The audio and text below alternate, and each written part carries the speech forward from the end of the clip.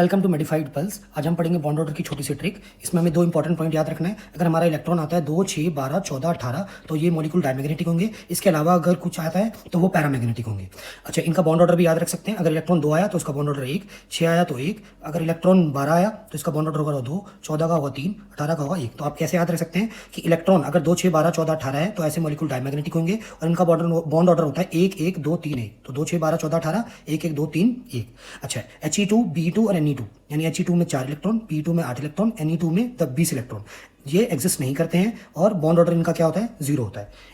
एक चीज़ और कि यहाँ पे क्या है, इलेक्ट्रॉन अगर आपका मान लो 1 आया या 2 आया, ऐसे ही 3, 4, 5, 6, 7, 8, ऐसी 9, 10, ऐसी 20 तक होगा। ठीक है, अब इसमें क्या है, आपको सारे के बॉन्ड ऑर्डर याद रखने की जरूरत नहीं है। तो मान लो अगर इलेक्ट्रॉन 2 आया तो इसका बॉन्ड ऑर्डर 1, जो हमने पहले पढ़ा था। ठीक है, यहाँ पे आपको दिखा देता हूँ। 2 आया तो बॉन्ड ऑर्डर 1, 6 आया तो भी बॉन्ड ऑर्डर 1, 14 आया तो बॉन्ड ऑर्डर 3, यहाँ पे बताया था। अब देखो, इससे पहले वाले को क्या करना है कि अगर इधर लेफ्ट में जाएंगे तो 0.5 से कम करना है, राइट में जाएंगे तो भी 0.5 से कम करना है। इसमें भी लेफ्ट में जाएंगे तो 0.5 से कम, राइट में जाएंगे तो 0.5 से कम करते हुए चलना है। ठीक है, और ये देखो 4, जो मैंने आपको ये बताया था कि 4 जो है, ये 4, 8 और ये 12, इनका बॉन्ड ऑर्डर 0 होगा क्योंकि ये मॉलिक्यूल एग्जिस्ट नहीं करते हैं।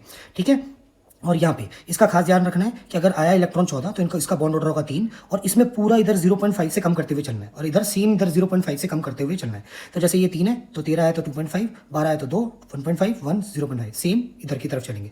एक चीज़ याद रखना है, 2, 6, 12, 14, 18 ये सारे डायमैग्नेटिक हैं। इसके अलावा जो भी बच गए वो पैरामैग्नेटिक है। अब एक आधा एग्जाम्पल देख लेते हैं। जैसे मान लो H2 है तो हमारे 2 इलेक्ट्रॉन है तो बॉन्ड ऑर्डर क्या हो गया? 1। ठीक है, 2, अगर इलेक्ट्रॉन 2 होता है तो बॉन्ड ऑर्डर 1, तो ऐसा मॉलिक्यूल क्या होता है? डायमैग्नेटिक। अब H2 प्लस है तो H2 2 इलेक्ट्रॉन प्लस आया तो यानी 1 इलेक्ट्रॉन चला गया तो 2 इलेक्ट्रॉन, सॉरी 1 इलेक्ट्रॉन, तो बॉन्ड ऑर्डर कितना होगा? अब 1 इलेक्ट्रॉन तो बॉन्ड ऑर्डर 0.5। ठीक है, और ये मॉलिक्यूल क्या होगा? पैरामैग्नेटिक। ऐसे रैंडमली देख लेते हैं कि मान लीजिए ये C2 है, C2 में क्या होता है, इसमें C2 में इलेक्ट्रॉन होंगे 12, तो बॉन्ड ऑर्डर कितने हो जाएंगे? 2। 12 पे कितने होते हैं? 2 होते हैं। अगर आप ऐसे भी देख सकते हैं, 14 पे 3 है तो 12 पे क्या? 2.5।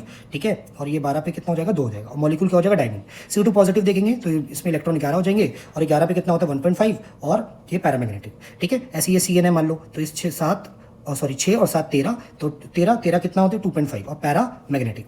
ठीक है, और अगर मान लो ये है CN माइनस तो ये कितना हो जाएगा? 14 हो जाएगा। तो 14 हो जाएगा तो 14 को तो 3 है और ये डायमैग्नेटिक होता है। ठीक है, कुछ भी देख सकते हैं। ठीक है, जैसे O2 -2 है तो इसमें 18 हो जाएगा, 16 और 2 18, 18 है तो बॉन्ड ऑर्डर 1 डायमैग्नेटिक है। ठीक है, तो आपको बस ये और ये याद रखना है और ये याद रखना है कि ये 2, 6, 12, 14, 18 वाले डायमैग्नेटिक होते हैं। एक एक्सेप्शन है CO पॉजिटिव जो होता है। वैसे तो इसमें इलेक्ट्रॉन अगर काउंट करोगे तो ये कितना होता है? 6 और 8 14 और 1 प्लस है तो 13 होगा। इसका बॉन्ड ऑर्डर वो 2.5 होना चाहिए, बट एक्सेप्शन है, इसका बॉन्ड ऑर्डर 3.5 होता है। Thank you so much.